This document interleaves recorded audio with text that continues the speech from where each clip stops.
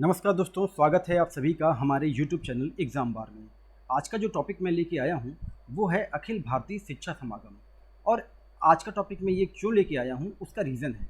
उसका रीज़न ये है कि नई शिक्षा नीति के तीसरे वर्षगांठ पे इस समागम का उद्घाटन किया गया। तो आज के इस वीडियो में हम देखेंगे कि समागम का उद्घाटन कब और कहाँ किया गया, और समागम में एग्ज़ाम के पॉइंट ऑफ व्यू से हम कौन कौन सा इम्पोर्टेंट पॉइंट निकाल सकते हैं। फिर हम बात करेंगे नई शिक्षा नीति के बारे में, और सबसे आखिरी में हम देखेंगे कि नई शिक्षा नीति के तहत कौन कौन से इम्पोर्टेंट लक्ष्य रखे गए हैं। तो चलिए दोस्तों, मैं नरेंद्र द्विवेदी आज का ये वीडियो शुरू करता हूँ। 29 जुलाई को दिल्ली में भारत मंडपम में अखिल भारतीय शिक्षा समागम का उद्घाटन किया गया। भारत मंडपम भारत का सबसे बड़ा कन्वेंशन सेंटर है। यह राष्ट्रीय शिक्षा नीति 2020 की तीसरी वर्षगांठ के समय आयोजित किया गया। इस समागम में प्रधानमंत्री मोदी द्वारा पीएम श्री योजना के लिए 630 करोड़ रुपए का फंड जारी किया गया। अब जब बात यहाँ पे पीएम श्री योजना की आती है तो उनके बारे में देखते हैं। योजना क्या है। शिक्षक दिवस 5 सितंबर 2022 के अवसर पर भारत के प्रधानमंत्री नरेंद्र मोदी ने PM school for rising India नामक नई पहल की घोषणा की। यह पहल देश भर में 14,500 से अधिक स्कूलों के उन्नयन और विकास के लिए है।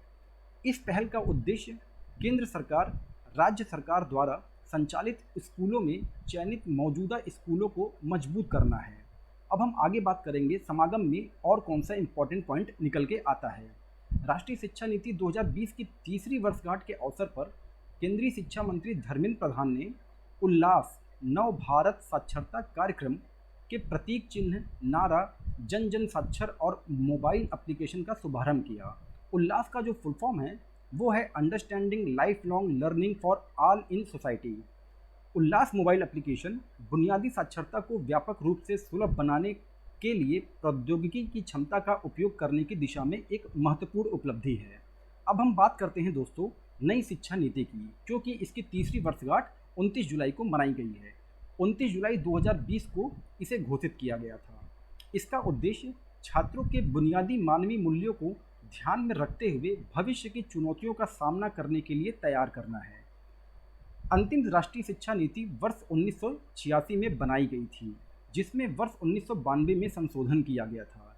तो नई राष्ट्रीय शिक्षा नीति 2020 और इससे पहले वाली शिक्षा नीति में कुल 34 वर्ष का डिफरेंस है। वर्तमान नीति जो चल रही है, राष्ट्रीय शिक्षा नीति, अंतरिक्ष वैज्ञानिक के कस्तूरी रंगन की अध्यक्षता वाली समिति के रिपोर्ट पर आधारित है। अब हम देखेंगे वर्तमान राष्ट्रीय शिक्षा नीति की प्रणाली के बारे में। इसमें 5+3+3+4 वाली प्रणाली की नीति अपनाई जाएगी। तो पहले 5 वर्षों के लिए फाउंडेशन स्टेज माना गया है। इसमें 3 वर्ष के लिए प्री प्राइमरी शिक्षा और बाकी एक वर्ष के लिए कक्षा 1 और कक्षा 2 को शामिल किया गया है। अगले 3 वर्षों के लिए प्रारंभिक चरण बोला गया है। इसमें कक्षा 3 से 5 तक के लिए शिक्षा प्रदान की जाएगी, जिसमें विज्ञान, गणित, कला और सामाजिक विज्ञान जैसे विषयों को पढ़ाया जाएगा। अगले 3 वर्षों के लिए मिडिल स्टेज नाम दिया गया है। इसमें कक्षा 6 से 8 तक के लिए एक निश्चित पाठ्यक्रम के अनुरूप पढ़ाया जाएगा। आगे के 4 वर्ष माध्यमिक चरण कहलाते हैं। यह कक्षा 9 से 12 तक के लिए है। इसमें छात्रों को किसी भी विषय के प्रति गहरी समझ विकसित की जाएगी, जो कि उनकी रुचि के अनुसार होगा, और उस विषय में उनके विश्लेषण क्षमता को बढ़ाया जाएगा। साथ ही जीवन में बड़े लक्ष्य निर्धारित करने के लिए प्रेरित किया जाता है। अब हम देखेंगे दोस्तों कि राष्ट्रीय शिक्षा नीति के प्रमुख इम्पॉर्टेंट पॉइंट कौन कौन से हैं। मंत्रिमंडल ने हाल ही में संसद में राष्ट्रीय अनुसंधान फाउंडेशन विधेयक पेश करने को मंजूरी प्रदान कर दी है। पूरे देश में एक समान पाठ्यक्रम होगा और एनसीईआरटी इसके लिए नए पाठ्यक्रम की पुस्तकें तैयार कर रहा है। सामाजिक विज्ञान से लेकर इंजीनियरिंग तक के सभी विषय अब भारतीय भाषाओं में पढ़ाए जाएंगे।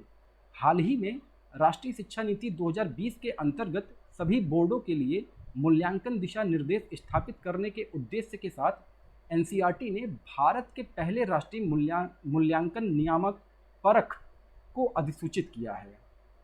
आगे बात करें तो नई शिक्षा नीति में विशेष रूप से लड़कियों और ट्रांसजेंडर विद्यार्थियों के लिए जेंडर समावेश कोर्स स्थापित करने का प्रावधान है।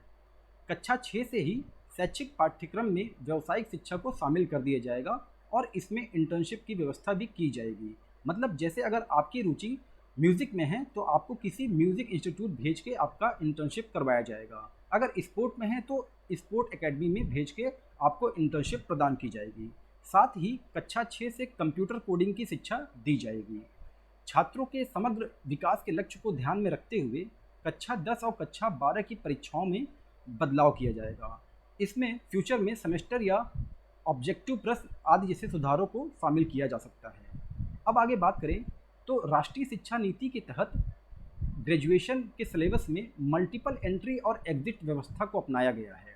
इसके तहत 3 या 4 वर्ष के ग्रेजुएशन कार्यक्रम में छात्र कई स्तरों पर पाठ्यक्रम को छोड़ के जा सकेंगे और उसी के अनुरूप उन्हें डिग्री और प्रमाण पत्र प्रदान किया जाएगा। जैसे होता क्या है कि अगर भाई कोई 1 वर्ष तक ही पढ़ पाया और वो अपने किसी व्यक्तिगत कारणों से उसको पढ़ाई छोड़ने पड़ रही है, तो उसको 1 वर्ष के बाद प्रमाण पत्र सर्टिफिकेट दे दिया जाएगा उस पढ़ाई का, जो कि आज के समय में नहीं होता है।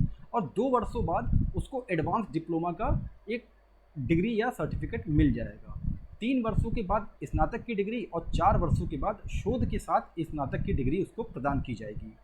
उच्च शिक्षण संस्थानों से प्राप्त अंकों या क्रेडिट को डिजिटल रूप से सुरक्षित करने के लिए एकेडमिक बैंक ऑफ क्रेडिट दिया जाएगा, ताकि अलग अलग संस्थानों में छात्रों के प्रदर्शन के आधार पर उन्हें डिग्री प्रदान की जा सके।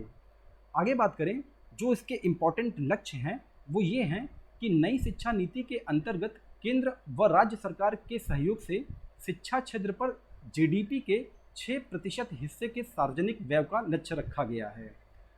नई राष्ट्रीय शिक्षा नीति 2020 के तहत वर्ष 2030 तक सकल नामांकन अनुपात ग्रॉस एनरोलमेंट रेशियो 100% लाने का लक्ष्य रखा गया है। राष्ट्रीय शिक्षा नीति 2020 का लक्ष्य व्यावसायिक शिक्षा सहित उच्चतर शिक्षा में सकल नामांकन अनुपात को 26.3% से बढ़ाकर वर्ष 2035 तक 50% करना है।